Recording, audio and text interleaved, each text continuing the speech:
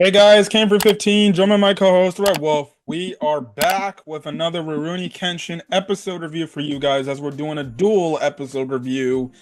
But realistically, I kind of want to talk more about the newest episode since the last episode was a flashback, but it was still a really good episode for the flashback episode. But the more I watch Ruroni Kenshin, the more I'm hyped for what we're going to get in the back half of this upcoming season for this show. I don't know what to expect, but oh man.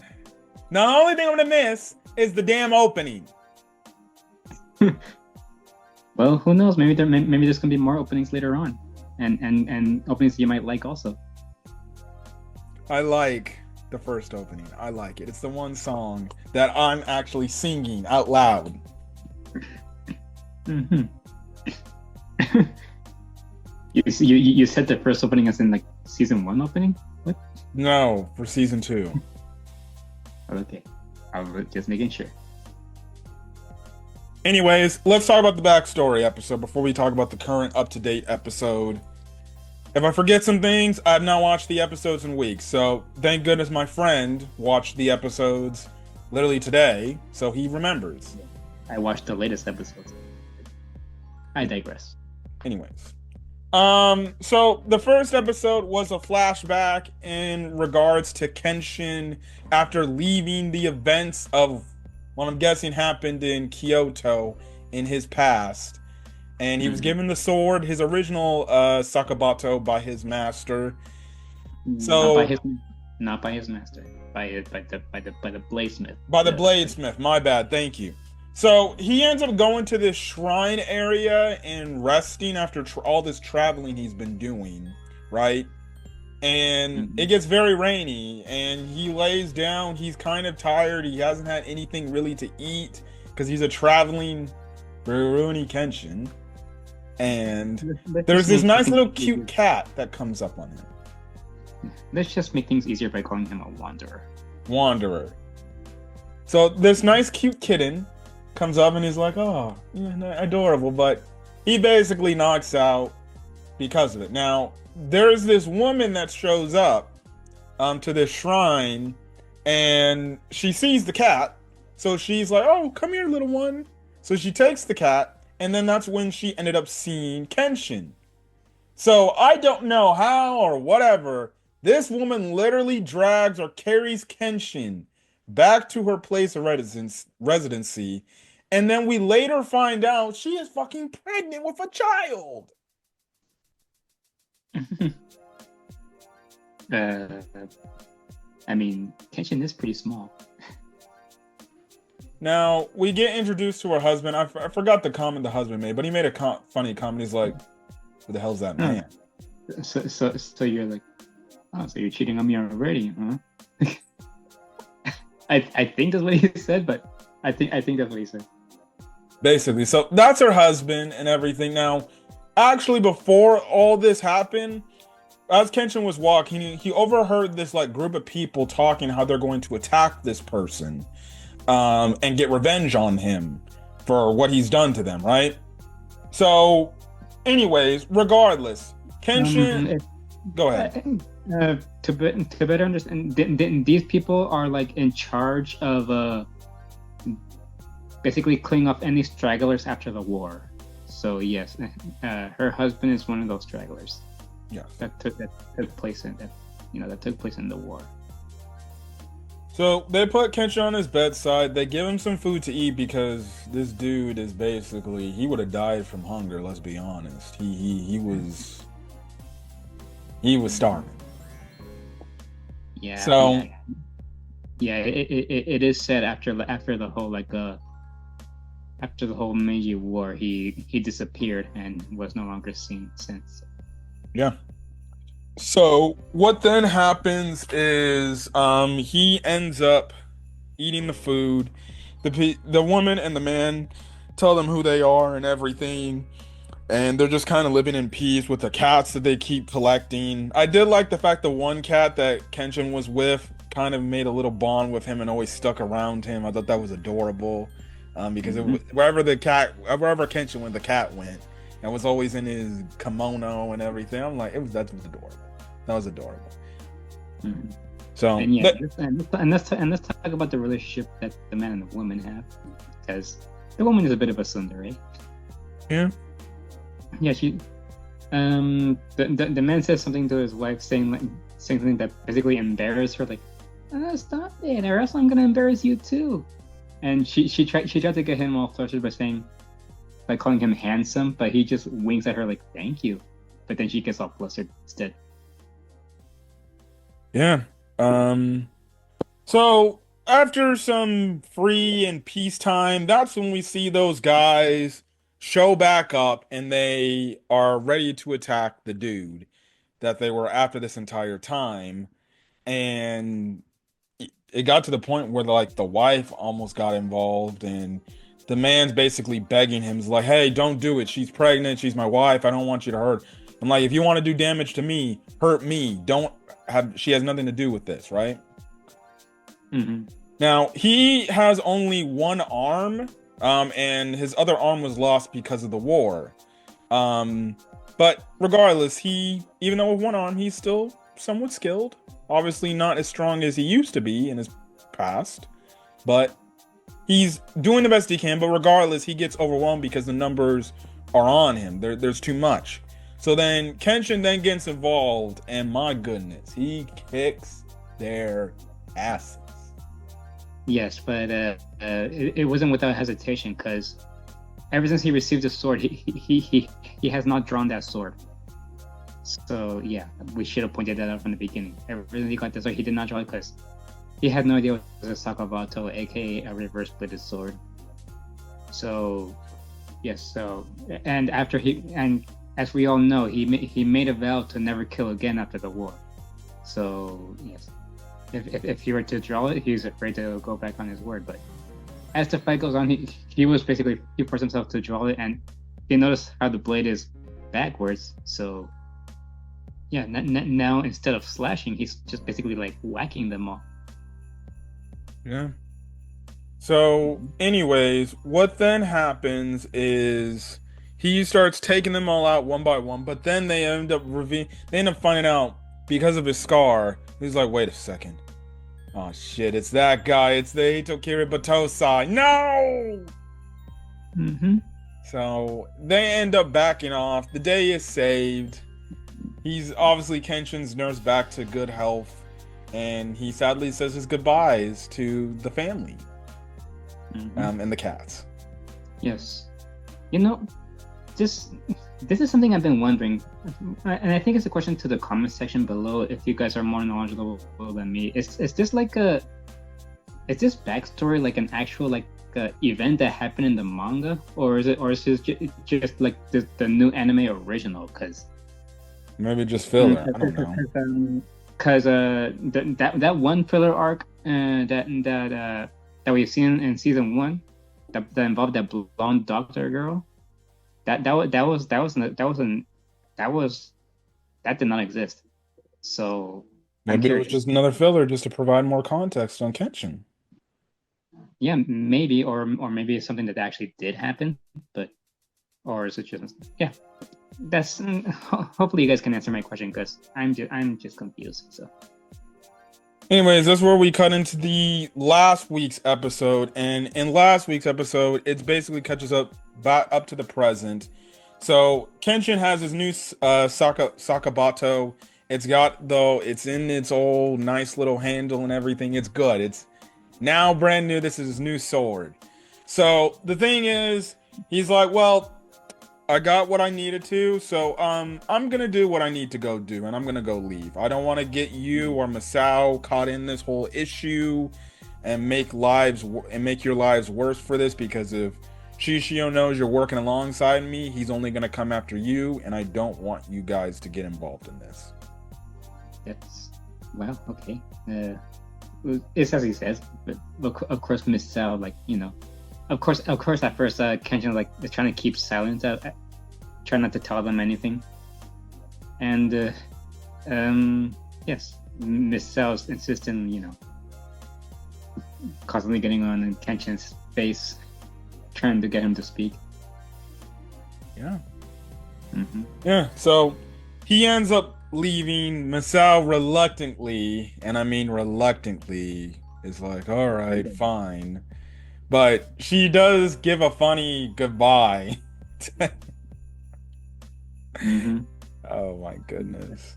Like I understand, but at the same time,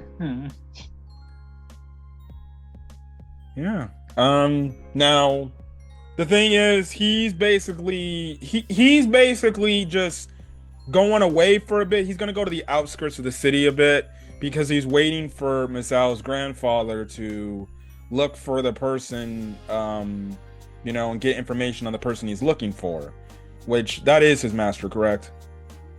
yeah.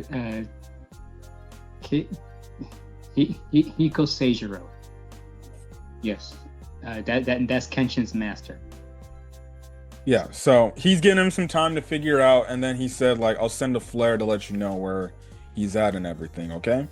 So Kenshin goes away, and again, Masao is just like all like, I should have went with Kenshin and all this other stuff. So then she decides to go to Miss Tay's sister's restaurant.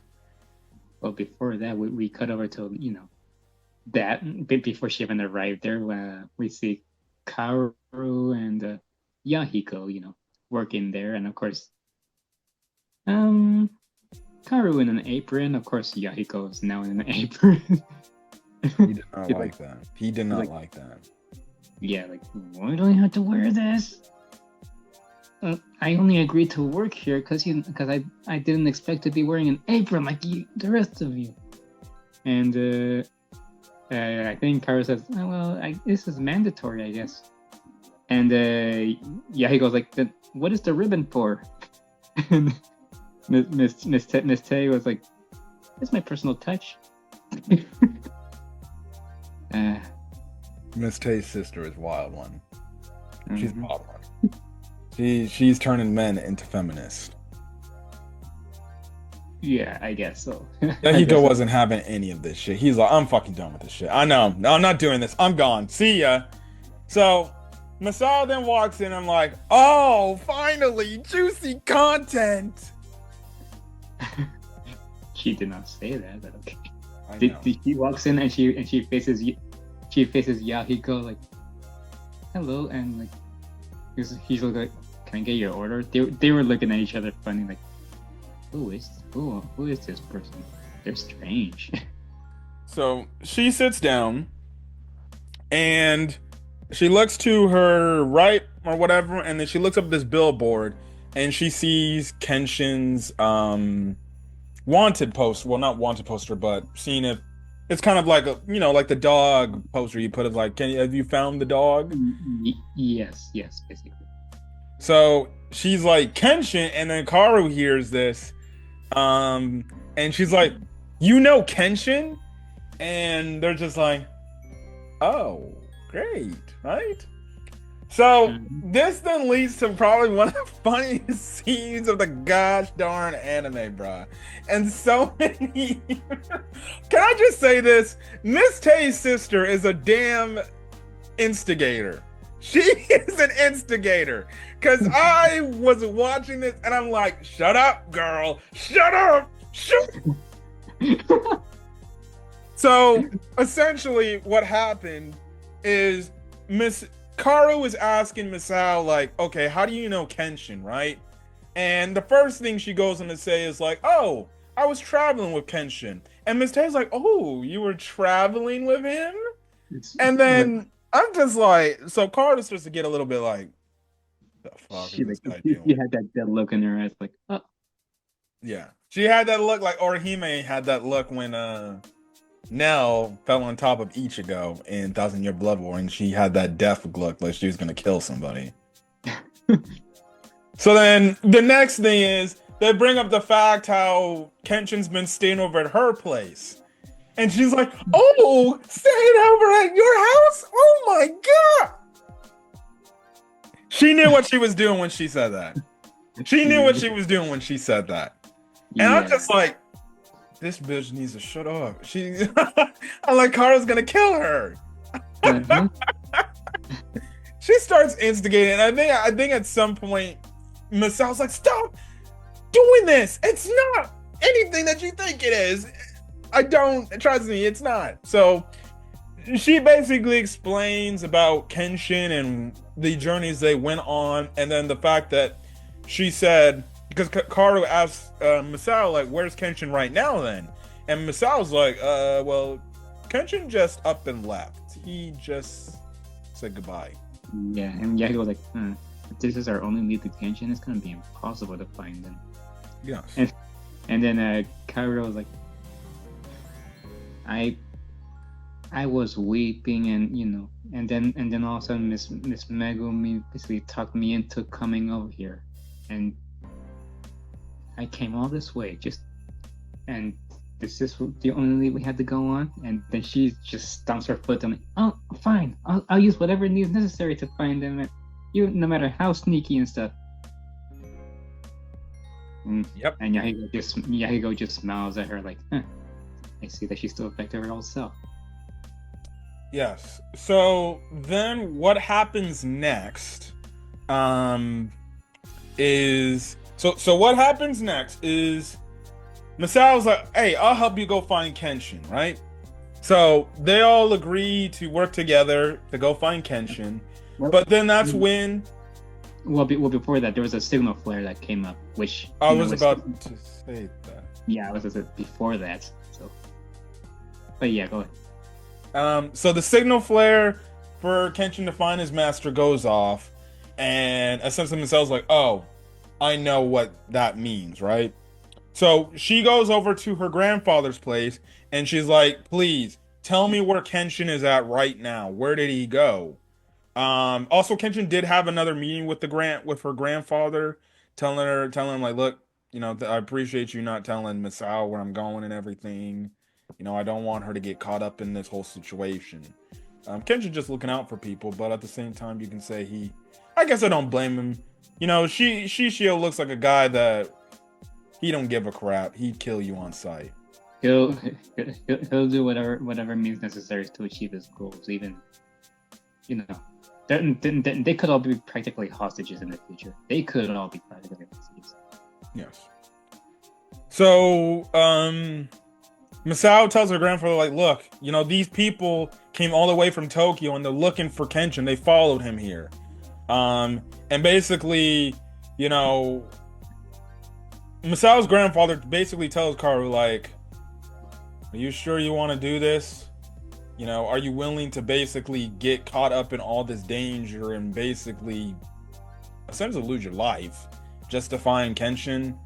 And Karou's like, I'd basically do anything if it's to find that guy. I gotta tell him, how I feel and how him leaving so abruptly hurt me, essentially. So the grandfather reluctantly is like, all right, I'll tell you where he's at. Meanwhile, we cut over to Kenshin, and he is finally at his master's place. So he shows up at his master's place, and his master's like, after all this time, you finally show your face. What a joke. Yeah, the way Kenshin introduced himself, he takes a swing at his master, and obviously Seijiro dodges. Explain to the audience what happens in this whole meeting. Yes, as you expect, Kenshin came here for instruction. Because there is a technique that he has yet to learn back when he was still training.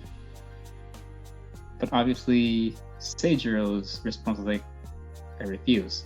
Yeah, and Seijiro was like, you ran away these past years, so why come back now? And Kenshin's like, please, I beg of you. Seijiro looks at him like, there's that look. So you're at your wit's end right now, huh? And yes, and this is when Kenshin explains everything about Makoto Shishio and what's gonna happen. And Seijiro's like, I see. Well, I don't remember word for word, but let's just say he goes on by saying like Kenshin is still that immature kid that that has basically learned nothing of the of the training that he gave him, and we catch a glimpse of Kenshin's past of how like he wants to like use the sword to like protect the people and stuff, and I'm losing my words. Anyways, yeah, protect the peace because he doesn't want innocent people getting hurt and all this bloodshed happening. I get what I remember, and I barely remember the episode, watching the episode, but that was basically, and you saw I got a flashback with him when he was like a kid, right? Mm-hmm. Or I guess a teenage boy, whatever you want to say. Anyways, so that basically happens, and they're continuing their talk now. Masao and Karou and Yahiko, they're all walking, and they eventually get to his place, but they hear the dude shit talking Kenshin, and Masao and Yahiko are like, "Huh? You don't understand how strong Kenshin is." And then Kenshin's like, "Masao? Yahiko? And Yahiko, what are you?" And then his eyes widen at the sight of Karou as well. Yes. And we're left off on a cliffhanger as the reunion has finally happened. Karou has finally found her man. Now, prediction I'm going to make. You would think you would get the emotional moment where she starts crying and telling Kenshin why would he do this to her. But I already see it now. She's going to drop kick this man. She ain't here, Dad. She ain't here. She with Mom. I won't spoil anything. It might not be what you expect. This interaction might not be what you expect. But then again, like I said, there's some differences. There's some obvious differences between the old and the new anime. But I don't know how to portray this. Yeah, well, we'll see. I'll see this upcoming Thursday, which is sadly going to be the last Thursday of the Dawn to Dawn. Anyways, don't remind me. Moving on. If you guys like the video, leave a like. Put in the comment section your thoughts. Hit that subscribe button. And if you want more Ruroni Kenshin content, we'll still be continuing on. Ruroni Kenshin is cutting into next season, Winter of Anime 2025.